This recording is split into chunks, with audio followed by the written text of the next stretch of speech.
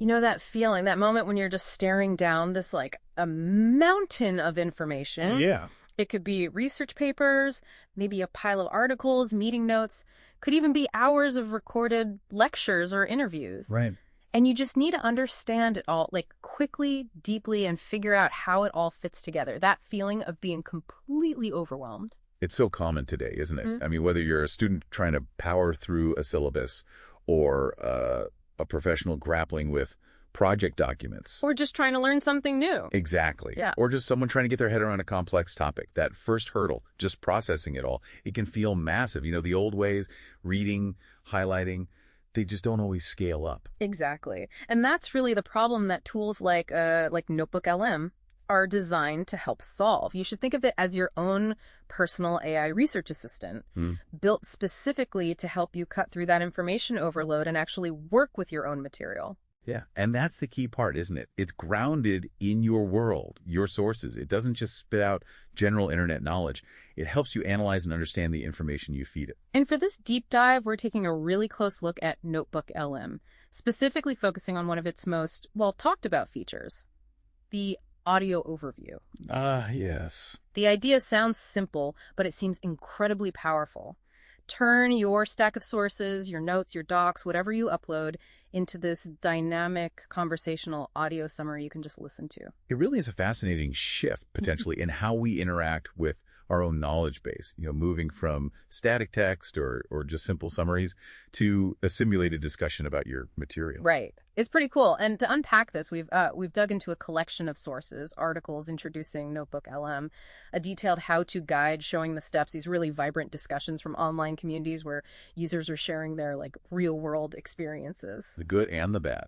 Yeah, exactly. And even a piece that kind of speculates on the technical wizardry happening behind the scenes. So this deep dive is strictly based on what's in these materials you provided. So we'll explore the concept, the practical use, user reactions, both the praise and the criticism, and even take a peek under the hood at the potential tech involved. Our mission, then, to really understand what NotebookLM's audio overview is, how it actually functions based on these sources, who might benefit from it, and maybe, most insightfully, what people who are actually using it are saying about it. Okay, let's unpack this, starting at the basics. What exactly is NotebookLM in the first place? Well, based on all the sources, it's consistently described as a personalized AI research assistant. Its core purpose, its fundamental goal, is to help users organize, manage, analyze, synthesize, and ultimately really make sense of their information. Like a thinking partner. Exactly. It's designed to be a thinking partner that helps you get more out of the documents and data you work with every day. And the engine powering this, according to the sources, is some pretty serious AI tech from Google. They specifically mention models like Gemini 1.5 Pro and even Gemini 2.0 Flash. Right, which suggests it's leveraging really advanced capabilities. It can understand different types of information, you know, not just text. Precisely. The power comes from these sophisticated models, but its utility for you, the user, comes from its ability to ground that intelligence in the sources you upload. Okay. So you feed it your documents, your links, maybe videos, audio files, essentially your raw information, and NotebookLM becomes an expert, quote unquote, on that specific body of knowledge. So it's like an expert that has only read your library. That's a really key difference from, say, a general chatbot. Spot on. Its responses and insights are derived directly from the material you give it, not just scraped from the vastness of the internet. Which is crucial. And critically, the sources really emphasize that it provides citations and links specific points back to the relevant passages in your original documents. Which is vital, right? For checking things, verifying information, and maybe diving deeper if you need to. Absolutely essential for trust and further exploration. Okay, so before we dive too deep into the audio overview itself, maybe let's just quickly touch on setting up and some of the other core features, because they kind of provide the context for everything else. Good idea. Getting started seems pretty straightforward. You create a new notebook, maybe give it a name related to your project or topic. Yes, organization is definitely a core aspect. The sources recommend creating separate notebooks for different projects or subjects, and each notebook can hold, by default, up to 50 sources. 50? That's quite a lot. It's substantial, yeah. Gives you room to consolidate a good amount of material. And there's also mention, as you might expect, of an upcoming paid tier, NotebookLM Plus, which is expected to offer higher source limits, and probably more customization options down the line. Okay, 50 sources per notebook is a good start. And the variety of sources it accepts seems really broad based on what we read. It really is versatile. I mean, you can upload files directly from Google Drive docs, slides, even sheets. Standard stuff, PDFs, text files. Yep, PDFs and plain text files are standard. You can just copy and paste text directly into it too. And you can paste web URLs, and it'll process the content of the web page. And it doesn't stop there, does it? This is where that multimodal power starts to show up. Exactly. It handles YouTube videos, which is pretty neat. It analyzes their transcripts, making all that video content searchable and, summable. That's huge. And, significantly for our main topic, you can upload audio files, like MP3s or WAVs. Yeah. NotebookLM will transcribe these, Wow. allowing you to ask questions about recorded lectures or interviews or maybe meeting recordings. It basically turns that spoken information into a searchable database. That's a potential game changer for anyone dealing with audio or video. Instead of having to re-listen to hours of stuff, Right. you just upload it and then query it like it's a document. Precisely. And once your sources are actually in there, NotebookLM provides tools for what the sources call intelligent content creation based on that material. So beyond just answering your questions, the sources detail how it can transform your raw data into various useful formats. Like summaries, obviously. Those are pretty essential. Of course, summaries, but also more structured formats like bullet points, FAQs, timelines, even briefing documents. The study guide feature sounded really useful, particularly for students. It does, yeah. The ability to generate a comprehensive study guide from your specific lecture notes, your readings, your slides, all with a single click. That's potentially very powerful. Yeah. It automatically tries to extract key concepts, potential exam questions, important terms. The sources note this as a way to kind of simplify dense material into more actionable learning points. And one source even referenced some research showing that effective note-taking and review processes, that tools like this could correlate with significantly higher test achievement, something like 13% better outcomes. Turning your personal course material into a tailored study guide instantly. That feels like a really practical use of AI. It really does. And these generated outputs, the summaries, the questions, even if you pull out verbatim quotes, you can pin them directly to your notes within NotebookLM. Oh, okay, so it's integrated. Yes. It acts as an integrated note-taking environment. You can save the AI-generated insights right alongside your own annotations. You can use NotebookLM to maybe help improve the writing style of your notes and combine different pieces of information, both human and AI-generated, into these cohesive summaries. It also supports collaboration, which sounds crucial for group projects or teamwork. Definitely. You can share notebooks with colleagues or classmates. You can set view or edit permissions and work together in real time, even leaving comments directly within that shared space. So it creates this focused, shared environment for exploring and synthesizing info from a specific set of sources. All right, that gives us a really solid understanding of NotebookLM's core, purpose, and features. But let's pivot now to the feature we're really digging deep on today, the audio overview. Based on the sources, this capability generated a lot of excitement among early users. It definitely seems to be a standout feature.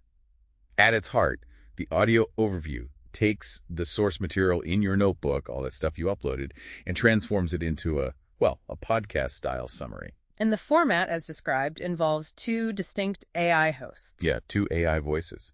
They engage in a conversation or a discussion that summarizes and explores the content you've put in there. The goal being? The goal seems to be making complex documents or, large sets of notes much more accessible and engaging through audio. It offers a really flexible way to review your material. Right, like you could listen while commuting or exercising during chores. Exactly. It frees you from having to sit and read. It sort of makes passive consumption of your own complex source material possible in a completely new way. So how does a user actually, make one of these, generate one? The process is designed to be very simple, according to the how-to guides we looked at. Once your sources are in a notebook, there's typically a prominent Generate button, often labeled something clear like Generate Audio Overview. Usually near the top? Yeah, usually near the top of the interface or sometimes within a guided experience pop-up. A single click starts the process. And out comes a downloadable audio file. The sources do note, though, that this process can take several minutes. Yes, especially for notebooks with a lot of source material, which makes sense. There's a lot going on computationally. Sure. A really significant point mentioned is the multilingual capability. These audio overviews are apparently available in over 50 languages. 50! Wow. Yeah, which dramatically increases accessibility for users around the globe. They can hear discussions about their sources in their native language, though one source did note that the main NotebookLM interface explanations, the buttons and labels, are currently only in English. Okay, but 50-plus languages for the audio output itself is still really impressive. But what really seemed to grab users' attention based on the discussions was this interactive mode. Ah, yes. This is arguably where the feature goes beyond just a simple audio summary and becomes something, well, unique. How does that work? After the initial audio overview is generated, you can actually engage with the AI hosts in real time. You can ask them questions. You can ask for clarification on points they made in the audio. Wait, you can talk back to the podcast? Sort of. You interact via text prompts, and the AI hosts respond within the context of that audio discussion, drawing their answers directly from your uploaded sources, of course. So you could ask, like, hey, what was the key takeaway from that third paper you mentioned? Exactly. Or explain that complex concept you guys just talked about, but like in simpler terms. The sources provide examples like these. Users describe this feature as particularly powerful and really quite impressive. That interactive layer, that adds a whole dimension of active learning and exploration that a standard audio summary just wouldn't have. Completely different experience. What about customization? Can you, like, tell the AI hosts what to talk about or what to emphasize? The sources indicate that users can provide some instructions to tailor the overviews. For example, asking it to focus on specific themes or emphasize certain terms, maybe exclude details from particular sources. Okay. However, feedback from at least one user suggested that this level of customization might be somewhat limited currently. It implied it's not yet a really granular control system, maybe more based on general prompts. Gotcha. Still developing, maybe? And once you've generated this unique audio discussion, can you share it with others? Yes, there's a feature to easily share audio overviews using a public link. You just generate the link with a tap or click. But there was a catch. Yeah. One limitation noted in the sources is that Google Workspace users, like people using it through their work or school accounts, currently don't have access to this public sharing functionality. Okay. Good to know. So, the core idea is turning your stuff into a dynamic two-voice audio summary with this fascinating ability to then interact with those voices and ask questions directly about the content.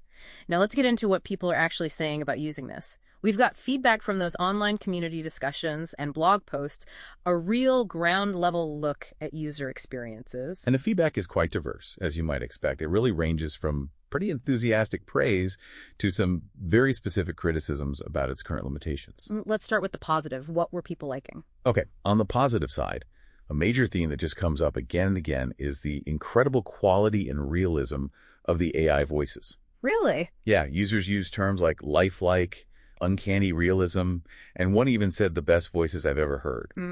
Many stated flat out that it actually feels like listening to a podcast and that the voices just feel like listening to humans. That's a huge hurdle cleared for AI voice generation, which often sounds, robotic. It really is. And beyond just the voice quality, users highlighted the natural flow of the conversation between the two AI hosts. Ah, the interaction. Right. They mentioned elements like banter, subtle laughs, acknowledgments, and these realistic follow-up questions that made the discussion feel less like a script being read and more like a genuine interaction. Interesting. The script quality itself was also praised. Users called it great, coherent, and insightful, with the host moving from one idea to another very naturally. Some even felt it surpassed certain human-hosted podcasts in its focused delivery.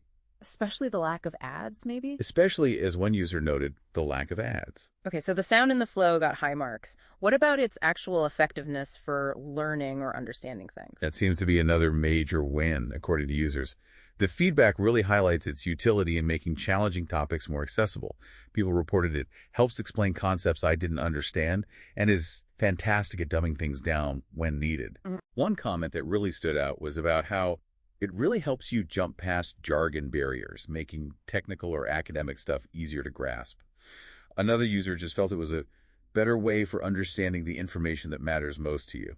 And the efficiency side, turning lots of text into a shorter audio summary. Oh, that was a frequently praised benefit. One user shared this experience of turning 120-plus pages of a research paper into a 6-minute podcast. Wow, 6 minutes. Yeah, highlighting its value for rapid literature review. They explicitly contrasted that 6-minute listen with the, much longer time it would take them to read and synthesize the same paper themselves. That directly hits that problem of information overload we started with, a tool that can genuinely speed up your processing. Users also noted its ability to find connections between different sources within a notebook. One commented that it did a good job of finding the relationships between different articles they'd uploaded on related topics. Ah, so synthesizing across documents. Exactly, surfacing insights they might have missed just reading them one by one. The personalization aspect must feel pretty unique too, generating a podcast about your specific notes or even your own conversations. Users described this as quite profound. Words like wild or meta came up. There was an anecdote about someone feeding in their own ChatGPT conversation history. No way. Yeah, and getting a podcast summary of that discussion. They said it felt surreal. I bet. It sounds like it can even inject a bit of humor or personality sometimes. Apparently so. Oh. The sources mentioned moments of unexpected entertainment, like the example of feeding in committee meeting notes. Oh. And the resulting podcast had the AI hosts making these subtle, almost humorous remarks about bureaucratic processes or librarians while still accurately summarizing the meeting's content. That's funny. And another user found it amusing when the AI hosts, while summarizing discussions about AI's impact, seemed to voice this mock concern about AI taking their jobs as podcasters. A bit of meta-commentary that felt, again, surreal. Okay, so the positives are pretty significant. Highly realistic voices, natural conversation, real effectiveness for learning, bypassing jargon, big efficiency gains, finding connections, and even moments of personality or humor. But you said it wasn't perfect. What were the main limitations or negative reactions people reported? Yeah, despite all that praise, users definitely identified areas where it falls short or has glitches. Occasional technical errors were mentioned, things like a random animal sound appearing in one host's audio feed. An animal sound. Okay. Weird, right? Instances of repetition or the voices not being perfectly synchronized sometimes. And the big one for generative AI inaccuracies. Fabricating information. Did that come up? Unfortunately, yes. This was a significant concern raised by some users. Several reported that the AI didn't understand the paper they uploaded, or worse, started to make false statements. Yikes. One user just put it bluntly, it invented the content. Yeah. And there's a particularly troubling example mentioned. Someone uploaded investigation files about a specific real-world officer-involved shooting. The generated audio overview apparently discussed a completely different, totally hypothetical shooting incident that had nothing to do with the source material. Wow. That specific example really highlights a critical issue. If the output isn't accurately reflecting the source material, especially for sensitive or factual topics, its utility is severely undermined. You can't trust it. Exactly. Trust is paramount. Mm-hmm. Another user gave a less severe but still problematic example. Yeah. They uploaded a blog post where they mentioned being vegetarian and explicitly stated they did not try fried grasshoppers at some event. Okay.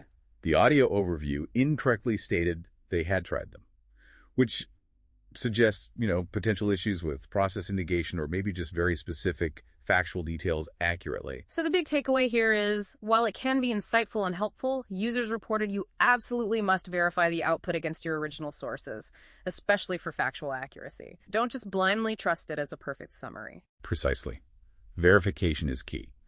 Other limitations noted were more around the level of detail and user control. Some users felt the output could sometimes be too high level, failing to emphasize crucial details or arguments from the source material. They wanted more control over the depth of discussion. And the length of the audio, you mentioned variability earlier. Yes, that was a consistent point of feedback. The lack of control over how long the audio overview actually is. It typically seemed to fall between maybe 6 and 15 minutes, sometimes stretching up to 25 for really big notebooks. And no setting. But apparently no option to set the desired time. One user who wanted a longer overview for a substantial document was disappointed to only get a 6-minute summary back. This inconsistency and inability to dictate length was a clear pain point for some. What about the conversational style and the voices themselves? Were there criticisms there, even with the praise for realism? Yes, there were. While the quality of the voice generation got high marks, some users found aspects of the conversational style a bit repetitive or lacking. For instance, it's always the same 2 voices, one male, one female. No option to change them. Ah, okay. And while the banter was sometimes appreciated, some felt there was actually too much back and forth, wishing the host would sometimes just complete longer thoughts without interrupting each other so much. Others found the phrasing kind of repetitive or formulaic. They noted recurring phrases or a predictable deep dive format. This led one user to describe the experience, in less favorable instances, as sounding like two people reading an AI-generated report, written by an AI that could not give two shits about the material itself. Ouch. That's a really sharp contrast to the praise about realism. It suggests the experience can really fluctuate.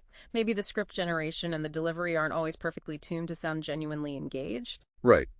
It seems the capacity for realism is definitely there, but the execution in terms of personality and flow can still sometimes hit flat notes or feel a bit artificial in its structure. Any other recurring issues?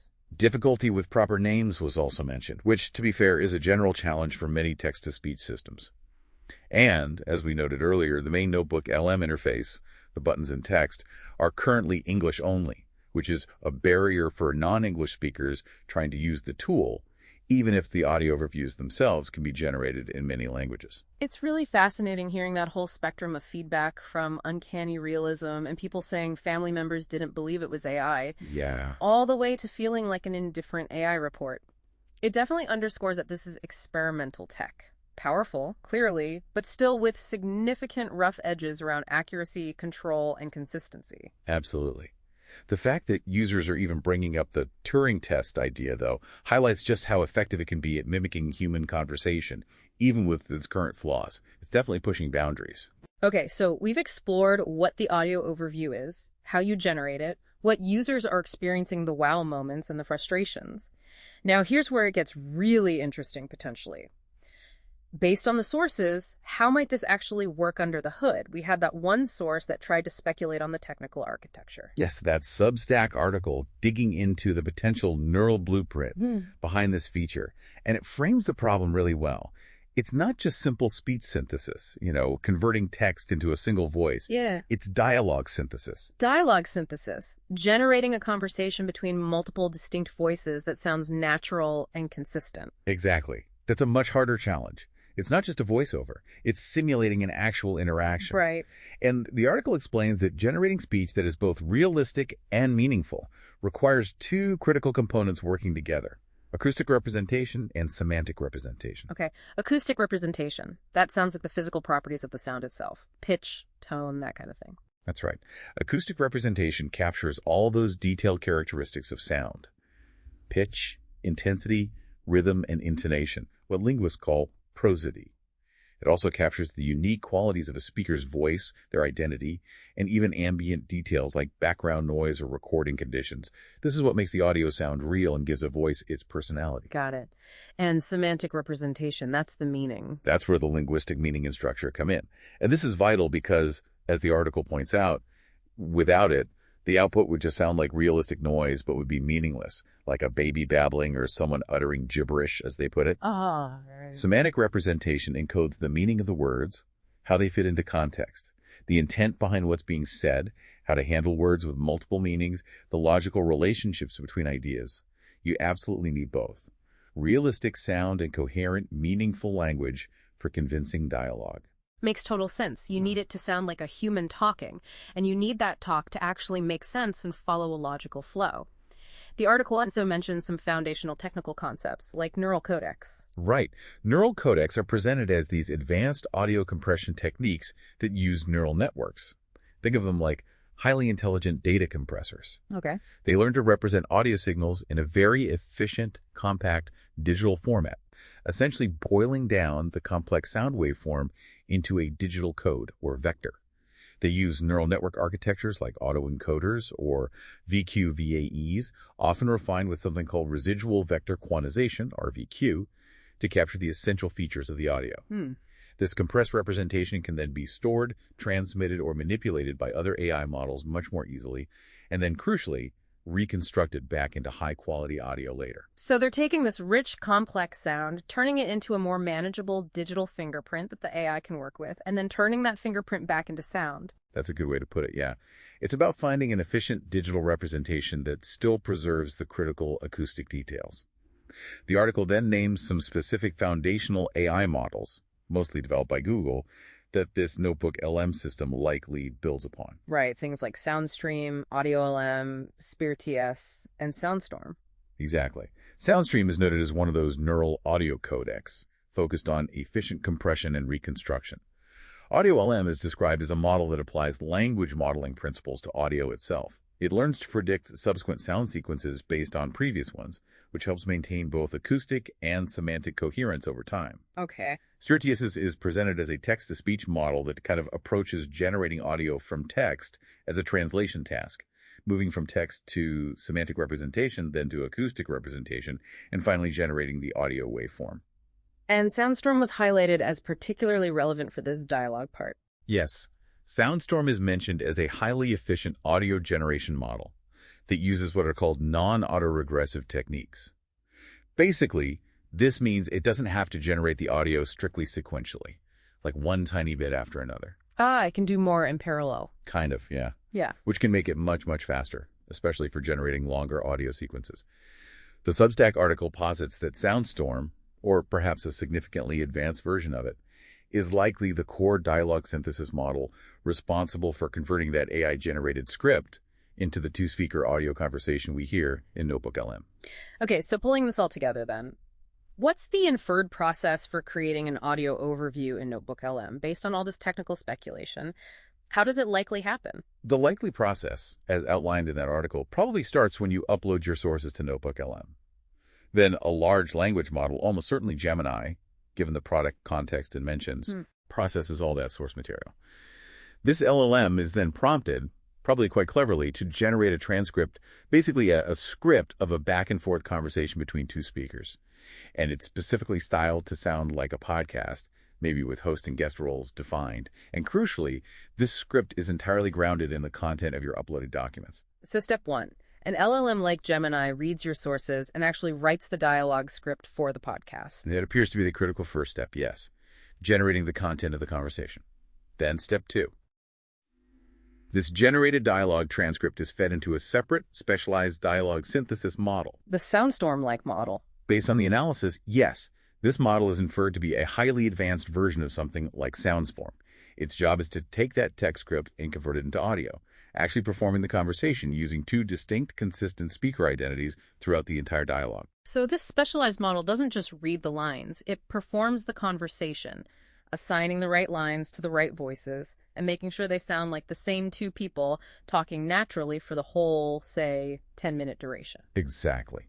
And the article highlights some key advancements this NotebookLM capability seems to demonstrate compared to the methods described in earlier research papers, like the original SoundStorm work. Such as? For instance, it seems NotebookLM doesn't necessarily require an initial audio prompt, like a 3-second clip, to capture the speaker identity. It appears capable of maintaining consistent identities across longer dialogues, potentially just from the text script itself. It also handles much longer conversations than the 30-second limit mentioned for the original SoundStorm technique. Okay, so it's a sophisticated pipeline. A powerful LLM synthesizes your source material into a conversational script, and then an advanced dialogue synthesis model transforms that script into highly realistic, consistent multi-speaker audio.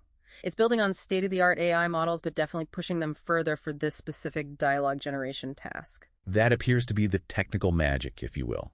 The seamless integration of powerful language understanding and sophisticated audio generation, all tailored specifically for creating conversation. Understanding the potential tech is fascinating, but let's bring it back to the listener. Why does this capability actually matter to you? What are the practical applications of NotebookLM, and especially this audio overview feature, out there in the real world? The sources suggested several pretty compelling use cases. Education is definitely a major area highlighted. Think about students, right? Studying for exams, trying to get through dense assigned readings, maybe needing to review recorded lectures. You can upload your textbooks, your notes, lecture recordings, whatever, and then generate study guides or these audio overviews. And that interactive audio feature means you could literally talk with the material. Ask the AI host to explain concepts you're struggling with or summarize specific sections. It makes learning potentially much more active and accessible. And that statistic we mentioned earlier about effective note-taking being linked to higher test scores, That feels particularly relevant here as these tools aim to make that whole note-taking and review process significantly more effective and versatile. It really does. It enhances that core process of capturing and reviewing information by providing multiple pathways. You've got text summaries, structured notes, conversational audio, multiple ways to engage with the material, which could lead to better retention and understanding. Research seems like another obvious fit. Absolutely. For researchers, whether they're academic or in industry, this could be a really potent tool for managing and reviewing just huge volumes of literature. Yeah. You could upload dozens of research papers into a notebook and then use NotebookLM to get summaries, extract key findings across multiple papers, maybe even ask the AI to discuss the relationships between different studies. The audio overview could provide a really rapid way to grasp the core arguments of several papers without having to read every single word first. Helping you prioritize where to focus your deep reading. Exactly. Filtering the noise. Uploading meeting notes or interview recordings must be incredibly useful too. Definitely. Imagine uploading audio or video recordings of meetings or interviews or maybe focus groups. NotebookLM can generate searchable transcripts. You can then use it to summarize key action items, pull out specific quotes, review decisions made. It could free up participants from needing to take exhaustive notes during the session itself, knowing everything's captured and easily queryable afterwards. What about for people creating content? Writers, maybe? The sources suggest using it as a kind of brainstorming partner, grounded in your own research or ideas. So if you're writing an article or developing a presentation, maybe even working on a script, you could upload your background material and then use NotebookLM to help synthesize ideas, generate potential angles, or even structure arguments, all based directly on the information you've provided. And just generally, making content more digestible and accessible seems like a broad benefit that covers a lot of situations. It absolutely is. Converting long, complex documents or lengthy reports into concise summaries or these engaging audio formats just removes barriers to understanding. For anyone dealing with information that's dense or technical or simply very long, having a tool that can quickly provide a high-level overview or allow interaction via audio just makes that information far more accessible. As one source noted, all the general benefits we know about audio content like hands-free consumption, timestamps for navigation, variable playback speed, easy conversion to other formats for searchability and review, they're all brought together in a really powerful way by NotebookLM. So from students trying to ace exams, to researchers tackling vast literature, busy professionals managing communication overload, and creators needing to synthesize information. The ability to quickly process and interact with knowledge in these new ways, particularly through this conversational audio feature, seems to have really wide-ranging practical applications. It directly addresses that core problem. Too much information, too little time to process it effectively. And it offers distinct tools to try and cut through that noise and find the valuable insights within your own material. Okay, just a couple more practical points before we wrap things up. Availability and privacy. The sources mentioned that NotebookLM is available for free right now. Yes, the current version is free to use with just a standard Google account. And as we noted earlier, the sources also mentioned that anticipated paid tier, NotebookLM Plus, expected maybe early 2025, which should offer expanded capabilities like those higher source limits and potentially more customization options. Right. And privacy. Always a huge concern when you're uploading potentially personal or proprietary information to any AI tool. What do the sources say about how NotebookLM handles uploaded data? This is critical. It really is. And this is a point the sources, including a mention of an interview with someone on the project team, seem to provide some clear reassurance on. They explicitly state that user data uploaded to NotebookLM is not used to train the underlying AI models, like Gemini. Okay, that's important. Your information is loaded into the model's context window. You can think of it like the AI's short-term working memory, specifically for your session or your notebook. It uses your data only within that specific context to generate responses or content grounded in your sources. So my documents, my notes, whatever I upload, they are used to power the interactions within my notebook, but they don't become part of the permanent knowledge base or training data for the big AI models themselves. That's the crucial distinction that's emphasized in the sources. Your information is used to provide that specific personalized expertise for your notebook only. It's contained within your private session, it's not shown to other users, and critically, it's not used for training the general model. Okay. That's a key reassurance for potential users. Well, this has been a really fascinating deep dive into NotebookLM and its audio overview feature, drawing insights from across that whole spectrum of sources, the how-to guides, the user experiences, the technical speculation. We've seen what it is, how it's designed to work, how people are actually using it, warts and all, and the potential technology enabling it. It certainly seems clear that this technology represents a significant step, or at least a potential step, in changing how we interact with and make sense of large volumes of information. It offers a potentially more engaging and accessible pathway through this idea of conversational audio.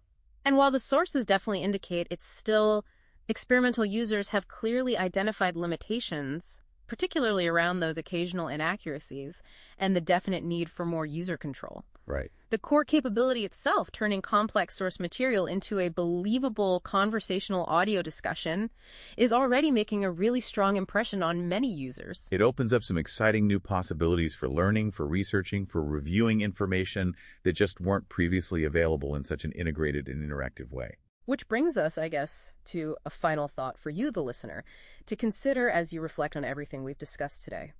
What does this ability, the potential ability to take any collection of your source material, whether it's personal notes, research papers, historical documents, meeting transcripts, whatever you choose, and instantly transform it into a believable conversational audio discussion? What does that mean for the future of how you consume and understand information? And maybe how might that same capability change the way you create or share information with others? It really prompts you to think about the very nature of interacting with knowledge, doesn't it? Does this make learning genuinely easier or maybe deeper? Or does it risk a kind of superficiality if it's not used thoughtfully and critically? Definitely something to ponder. Thank you so much for joining us for this deep dive into NotebookLM's audio overview, based entirely on the sources you shared with us. We hope this exploration has provided you with a clearer and much more detailed picture of this really intriguing technology. From everything we've covered today, what stands out to why you the most? How might you imagine using a tool like this in your own daily life, whether that's for learning, for work, or just for pursuing your interests? We would genuinely love to hear your thoughts.